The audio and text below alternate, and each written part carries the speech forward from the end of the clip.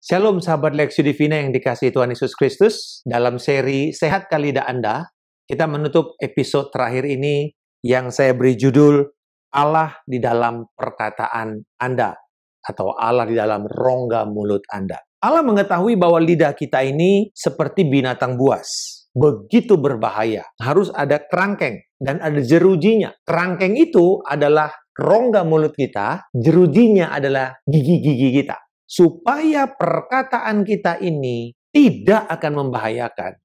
Dia memastikan harus dikendalikan. Karena perkataan kita begitu hebat, begitu penuh kuasa. Bisa mencipta, membangun kerajaan sorga dengan memberitakan kabar baik, Injil, dan membuat orang mengalami keselamatan, lalu kemudian bertemu dengan Tuhan.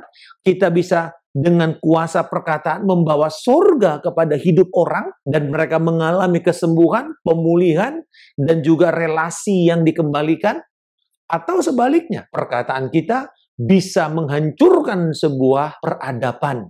Masih ingat ketika Hitler berkata kepada bangsa Jerman bahwa mereka adalah ras unggul, ras Arya, karena kebohongan, hoax yang terus-menerus dia ucapkan. Dia memiliki sebuah prinsip, kebohongan yang terus-menerus disampaikan satu hari nanti akan dipercaya sebagai sebuah kebenaran. Akhirnya bangsa Jerman yang begitu pintar dan intelektual tetap tertipu oleh sebuah propaganda Nazi ini. Dan membawa dunia berperang satu sama lain. Dan kita tahu jumlah orang yang tewas karena korban Perang Dunia Kedua adalah 75 juta di seluruh dunia. Hancur sebuah sivilisasi atau sebuah peradaban karena perkataan. Di dalam kebenaran firman yang akan kita lihat, yaitu Musa. Di dalam Keluaran pasal yang keempat, ayatnya yang ke-10 sampai dengan 13, pada waktu itu Tuhan memanggil Musa untuk pergi dan membebaskan bangsa Israel dari perbudakan Mesir. Dan kita tahu Musa sudah lari dari Mesir. Dia sudah merasa tidak berguna lagi 40 tahun. Dia tinggal di Midian sebagai gembala, domba kecil dari mertuanya. Dan kemudian Tuhan memanggil dia untuk kembali dan memimpin jutaan bangsa Israel harus keluar memenuhi rencana Allah untuk keselamatan dan akan dipakai Tuhan sebagai alat keselamatan bagi bangsa-bangsa. Tetapi apa yang terjadi? Musa memberi alasan kepada Tuhan. Dan alasannya apa? Dikatakan, Tuhan, aku ini tidak pandai bicara. Dulu pun tidak, sekarang apalagi. Sebab aku ini berat mulut dan berat lidah. Itu berat mulut, berat lidah itu artinya stuttered atau orang gagap. Tetapi Tuhan berfirman kepadanya, siapakah yang membuat lidah manusia? Siapakah yang membuat orang bisu atau tuli? Membuat orang melihat atau buta? Bukankah aku, yakni Tuhan? Oleh sebab itu, pergilah. Aku akan menyertai lidahmu dan mengajar engkau apa yang harus kau katakan. Tetapi Musa berkata, Tuhan, utuslah kiranya siapa saja yang patut kau utus. Di sini Musa berusaha untuk menolak. Dan dia punya alasan. Saya ini berat mulut. Ngomongnya gagap. Siapa yang mau percaya kalau ngomong gagap? Tetapi sekali lagi, bila Tuhan sudah memberikan kepada kita sebuah misi, Tuhan bertanggung jawab akan mengisi bibir mulut kita ini dengan perkataan yang akan disampaikan lewat bibir mulut kita. Dan perkataan itu akan menjadi perkataan yang penuh dengan otoritas. Ketika Musa berdiri di hadapan Firaun dan menghadap Firaun, dia cuma berkata, biarkanlah umatku pergi supaya kami bisa menyembah Allah. Dan segala macam alasan, Musa cuma mengatakan, biarkan umatku pergi. Pesannya sederhana, tetapi itu penuh dengan kuasa karena Allah yang memberikan dia kuasa untuk memperkatakannya. Yang kedua kita belajar bahwa Allah menaruh firman-Nya, maka juga Roh Kudus yang akan mengajarkan kita apa yang harus kita katakan. Saya bukanlah orang yang rindu dan pengen untuk menjadi pengkhotbah.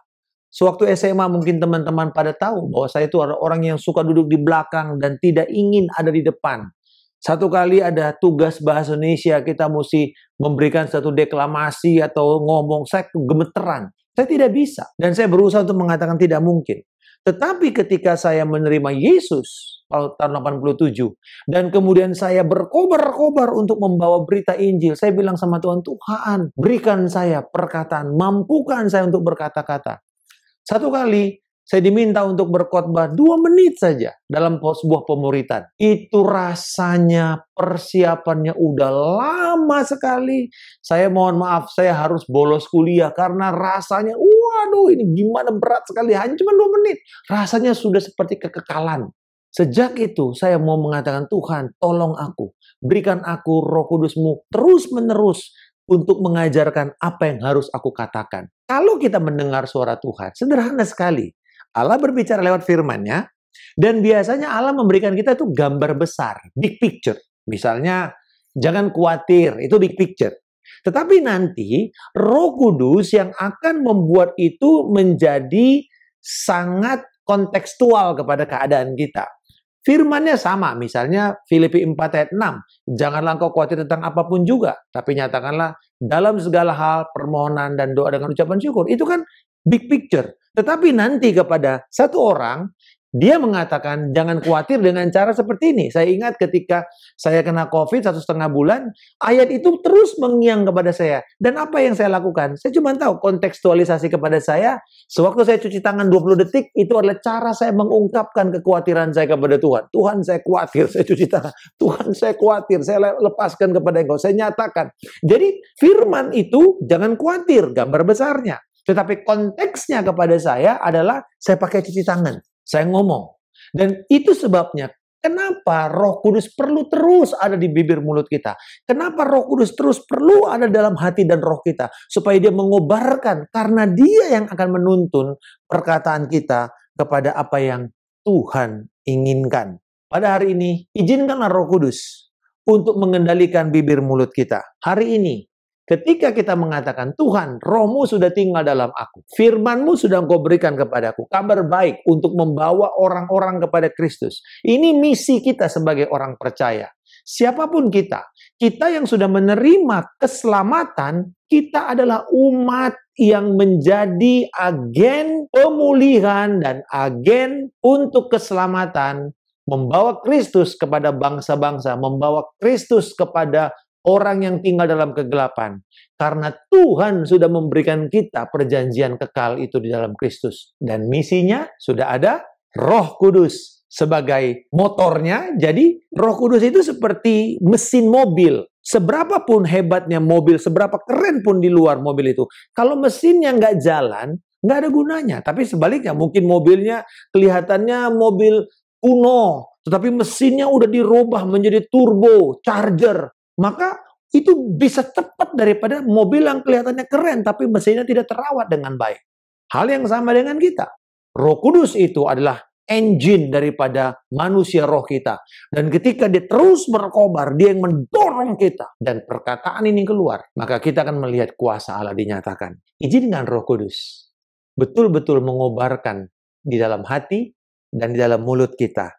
Karena setiap perkataan yang Tuhan ciptakan itu punya tujuan. Dan tujuannya selalu untuk kemuliaan Tuhan. Mari, saya mengajak kita semua. Bibir mulut kita disucikan. Perkataan yang ditaruh adalah perkataan Allah yang memiliki tujuan. Maka kemudian Roh Kudus akan membuat perkataan kita itu menjadi kontekstual kepada situasi, kepada keadaan, dan bahkan kepada tantangan yang sedang kita hadapi. Bapa di surga, kami bersyukur untuk Roh-Mu yang menjadi motor dari roh kami. Hidup kami dan kekristenan kami ini ada tujuan untuk membawa kabar baik kepada jiwa-jiwa yang belum pernah mengenal Tuhan. Terima kasih bahwa Engkau sudah memberikan kepada kami firman-Mu. Ampuni kami atas setiap kecemaran di lidah kami.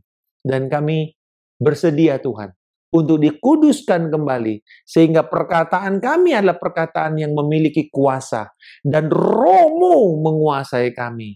Dan kami percaya bahwa ketika kami berkata seturut dengan tuntunan Roh-Mu, kami akan melihat kesembuhan, pemulihan, dan bahkan keselamatan turun kepada mereka yang mendengarnya. Di dalam nama Tuhan Yesus Kristus, kami mengucap syukur. Haleluya. Amin. Salam kemenangan. Saya Pendeta Markus Simanjuntak. Have a great weekend.